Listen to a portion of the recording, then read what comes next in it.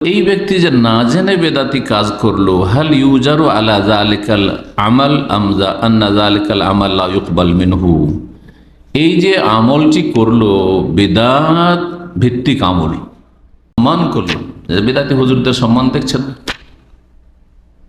সুন্নতি আলেমদের চাইতে অনেক বেশি সম্মান তাদের সমাজে, তাই না?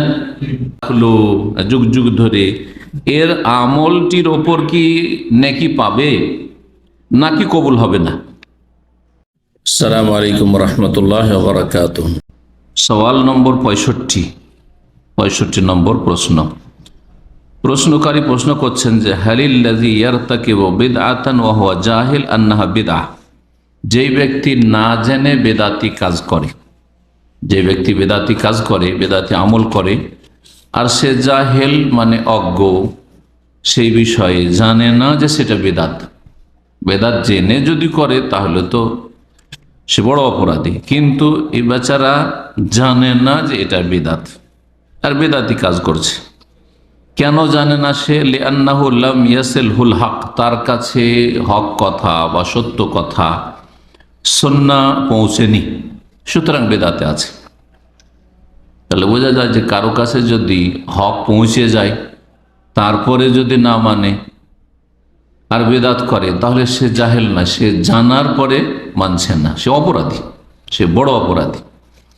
অধিকাংশ বেদাতিরা কিন্তু এই গ্রুপেই পড়বে, কারণ বর্তমান যুগে আলহামদুলিল্লাহ সোশ্যাল মিডিয়ায় হোক আর সহি আকিদার আলেম ওলামাদের আলহামদুলিল্লাহ দাওয়াতের সক্রিয়তার কারণে হোক, বিভিন্ন দেশে আলহামদুলিল্লাহ কোরআন সুন্নাহর দাওয়াত ব্যাপক আকার ধারণ করেছে, আর শহরে শুধু নয়, গ্রাম অঞ্চলেও পৌঁছে গেছে। কারো কাছে সরাসরি পৌঁছেছে কোনো আলেমের মাধ্যমে, আর কারো কাছে অনলাইনে পৌঁছেছে, কিন্তু আসলে মানতে চাই না, তার কাছে হক পৌঁছে গেছে। এখানে প্রশ্নকারী প্রশ্ন করছেন যে যেই লোকের কাছে হক সত্য কথা পৌঁছেনি, যার ফলে সে বেদাতি কাজ করছে, তো এই ব্যক্তি যে না জেনে বেদাতি কাজ করলো, হাল ইউজারু আলা যালিকাল আমাল আমজা আন্না যালিকাল আমাল লা ইউকবাল মিনহু, এই যে আমলটি করলো বেদাত ভিত্তিক আমল, এই আমলটির ওপর সে সওয়াব নেকি পাবে নাকি সে আমলটি কবুল হবে না, প্রত্যাখ্যাত হয়ে যাবে। কারণ তার নিয়ত আছে ইবাদতের, তার নিয়ত বেদাত করার নেই, তার নিয়ত হচ্ছে ইবাদত করার নিয়ত। উদাহরণস্বরূপ একটা লোক নাওয়াইতু পড়ে সালাত আদায় করছে, নাওয়াইতু আন উসাল্লিল্লাহি তাআলা, সালাতের ক্ষেত্রে নাওয়াইতা নাসুমা গাদান বলে সিয়াম রোজা রাখছে, ফরজ নফল যাই হোক, আর সেই ব্যক্তি অজ্ঞতার কারণে এই নিয়ত পড়ছে, নিয়ত করছে না। নিয়ত তো আমরাও করি আর প্রত্যেকেই করে, নিয়ত করা ছাড়া কোনো ইবাদতই কবুল হয় না। অন্তর থেকে নিয়ত করা শর্ত, ফরজ, কিন্তু তারা কি করছে?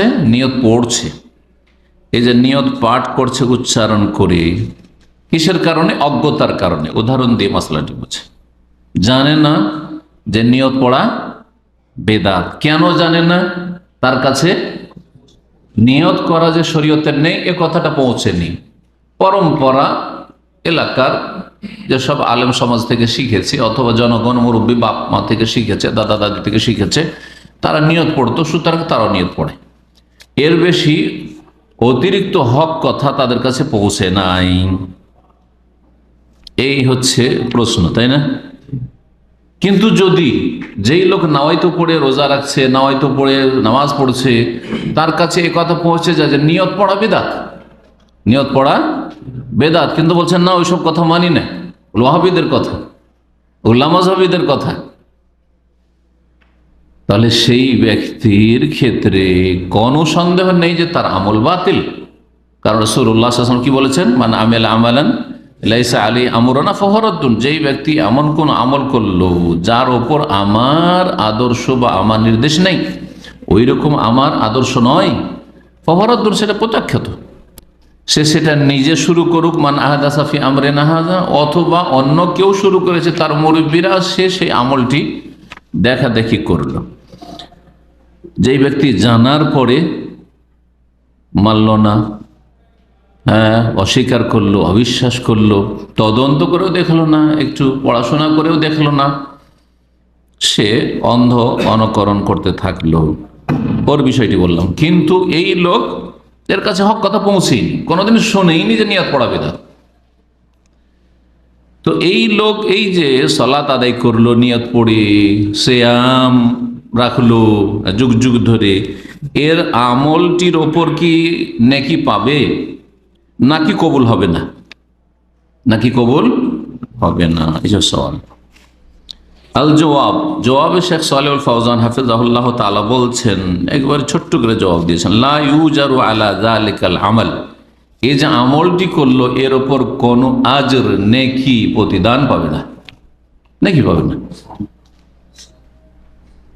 তাহলে চিন্তা করেন, যেই লোক নাওয়াইতো পড়ে সালাত শুরু করলো, নাওয়াইতো দিয়ে সিয়াম শুরু করলো, ইক্তাদাইতো বিহাজাল ইমাম দিয়ে সালাত শুরু করলো, যাই নামাজের দোয়া দিয়ে সালাত শুরু করলো, তিনটা বিদআত দিয়ে, সেই ব্যক্তি কিন্তু অজ্ঞতার কারণে করেছে, জানেন না।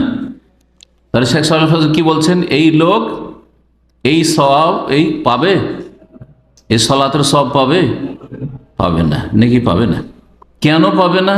আবার বলছে, লা ইউজারু আলা যালিকাল আমাল, এই আমলের ওপর কোনো আজর সওয়াব বদলা পাবে না, কোনো প্রতিদান পাবে না, জিরো। কেন? লিআন্নাহু গায়রু মাশরু, কারণ এটি শরীয়ত সম্মত হয় নাই, এটি শরীয়ত সম্মত নাই। কারণ ইবাদত কবুলের জন্য দুইটি শর্ত, একটা হচ্ছে এক আল্লাহর জন্য হইতে হবে, আর এক শর্ত হচ্ছে এক রাসূলুল্লাহ সাল্লাল্লাহু আলাইহি ওয়াসাল্লামের তরিকায় হইতে হবে। সে আল্লাহর জন্য করেছে, কারণ ইবাদত, উদ্দেশ্য ইবাদত আল্লাহর জন্য করেছে, ইখলাস আছে প্রথম শর্ত, কিন্তু রাসূলুল্লাহ সাল্লাল্লাহু আলাইহি ওয়াসাল্লামের তরিকায় সেই কাজটি হয়নি। তবে শেখ সালেহ ফাওজান বলছেন আর একটা দিক, ওয়ালাকিন ইয়াসলাম মিনাল ইসম, কিন্তু সেই ব্যক্তি গুনাহগার হবে না। বেদাত করলে যে অতিরিক্ত আরো গুনাহ আছে, সেই গুনাহটা হবে না। কি জন্য? বেওজরিল জাহলে ফাকাত, অজ্ঞতার ওজর থাকার কারণে। অজ্ঞতার যে অজুহাত আছে বা ওজর আছে, যে মাজুর, সে বেচারা জানে না, সেই জন্য এই বেদাতি আমলের ওপর সে গুনাহগার হবে না। কিসের গুনাহগার হবে না? বেদাত করার গুনাহগার হবে না, কিন্তু তার এই ইবাদতের নেকি পাবে পাবে না। তাহলে একটি ইবাদত করতে গিয়ে দুটো দিক আছে, একটা হচ্ছে সেই ইবাদতের ওপর পারিতোষিক আছে, মানে প্রতিদান আছে, বদলা আছে আল্লাহর পক্ষ থেকে, পুরস্কার। পুরস্কারটা এই লোক পাবে পাবে না। আর একটা দিক হচ্ছে ইবাদত যদি ভুল করে তো গুনাহ আছে, ইবাদত যদি ভুল করে তো গুনাহ আছে। এই লোক ভুল করেছে, কিন্তু অজ্ঞতার কারণে, ভুল করার কারণে সে গুনাহগার হবে না। কিন্তু এ যদি জানতো, শুনেছে যে এগুলি বেদাত, তারপরে ওইভাবে বেদাতি আমল করেছে, তাহলে তার দুটোই দিক কি ক্ষতি হইতো। একটা হইতো যে নেকিও পেত না, আর আরেকটা দিক হচ্ছে বেদাত করার গুনাহও হইতো। বেদাতীদের কথা বা বেদাত করার কথা যখন আসলো, তখন এখানে একটি উক্তি, সৌদি আরবের একজন বড় মুহাক্কিক, গবেষক শেখ ছিলেন, শেখ ইবনে বাজ রাহমাতুল্লাহ আলাইহির বিশিষ্ট ছাত্র এবং বড় আলেম, শেখ বকর আবু যায়েদ। উনি অনেক গবেষণামূলক কথা লিখেছেন দিনের ব্যাপারে, আর কয়েক বছর আগে ইন্তেকাল করেছেন রাহিমাহুল্লাহ তাআলা। তিনি বলছেন, বেদাতিকে সহযোগিতা করা সম্পর্কে, যদিও এই মাসলার সাথে সরাসরি সম্পর্ক নেই, কাছাকাছি, বলছেন ফাকুল্লু মান যাহারা মুবতাদিয়ান, কেউ যদি বেদাতির সাহায্য করে, ফাআজ্জামাহু, সহযোগিতা করা, সাহায্য করা, সাপোর্ট করা বিভিন্ন দিক থেকে হয়। তার মধ্যে একটা দিক হচ্ছে ফাআজ্জামাহু, বেদাতিকে সম্মান করল, বেদাতিকে সম্মান করল। বেদাতি হুজুরদের সম্মান দেখছেন, সুন্নতি আলেমদের চাইতে অনেক বেশি সম্মান তাদের সমাজে, তাই না?